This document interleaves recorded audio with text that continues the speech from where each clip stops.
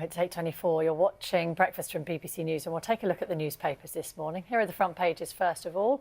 Starting with the Mail, the House of Fools is their headline, referring to the decision made in the Commons yesterday to approve that Letwin amendment and further delay Brexit. Let's take a look at the Sunday Telegraph next. It is reporting on Boris Johnson's decision not to sign that letter, or one of the letters that was sent to EU leaders last night asking for a further delay to when we leave the EU as a result of that vote yesterday. It also refers to one of the other letters that the Prime Minister has sent to Donald Tusk. He's the guy who chairs the meetings in Brussels of the European leaders, in which Mr Johnson says another delay would be deeply corrosive.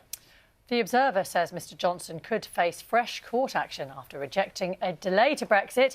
It also features a photo of those crowds of pro-EU protesters in Westminster and all around London yesterday. And let's take a look at the Sunday Mirror. It reckons that yesterday's drama in the Commons amounted to one word: humiliated for the Prime Minister, it claims, saying there are new doubts over whether the Prime Minister can get the deal approved.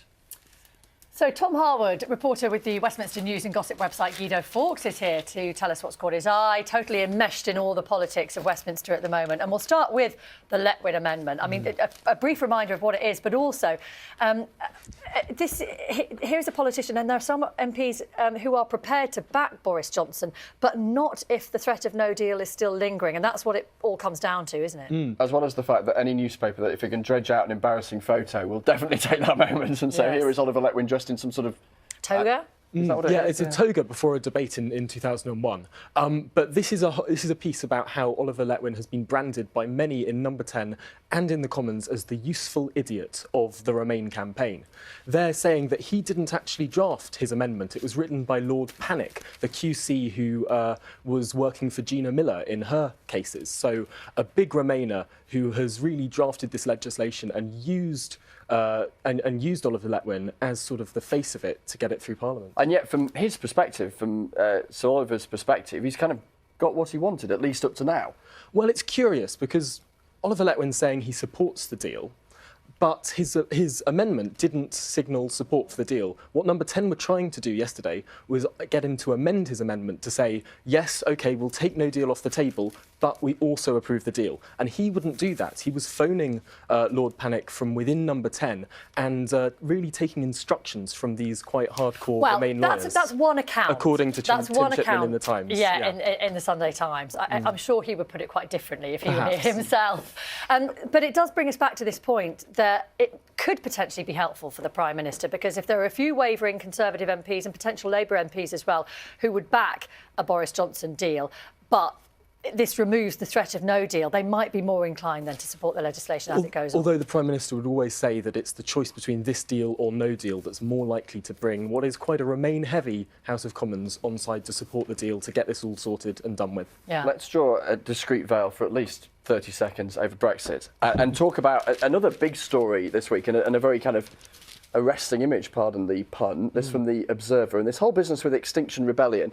And I guess the essence of this, Tom, is the whole business with, well, any sort of campaign, really, whatever the topic is, the extent to which you take the public with you. And there was this moment, wasn't there, in the week with some protesters getting onto a tube train in London?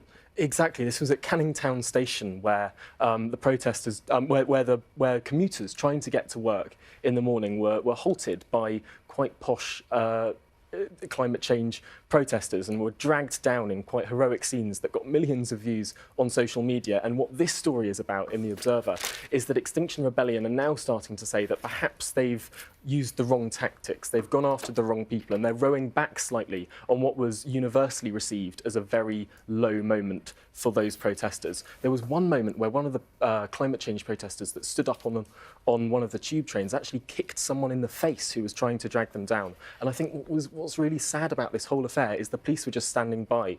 So a lot of the commuters felt like they had to take it into their own hands just so they could get to work. It was really ugly on every part of the people involved in that. And I think what's really depressing about all of this, when you stand back and look at it, is the amount of public anger there is around at the moment and how people feel emboldened to express that. And we saw it yesterday in the marches as well in Westminster. This is only a short piece because the picture here showed Jacob Rees-Mogg's son, which we don't want to do, but his son was there to watch in Westminster yesterday, it being a weekend, and so, you know, childcare issues, it's not unreasonable, I suppose, you take your children. Joyce Vincent had her child there as well. Exactly. So then walking back home, and there was a lot of shouting, a lot of aggression from some of the protesters there, which we can see on our screen. And it was really quite violent. So I was shortly behind Jacob Rees-Mogg yesterday, just leaving Parliament, and the abuse was incredible. There was just such loud and violent language, and they actually followed him right from Westminster to his street, which the police actually had to blockade to stop people going right up to his front door. Really intimidating, nasty behaviour. But it's worth saying that it was a minority of those who were out overall. But the intriguing thing was that they were going after people on the full range of the spectrum as far as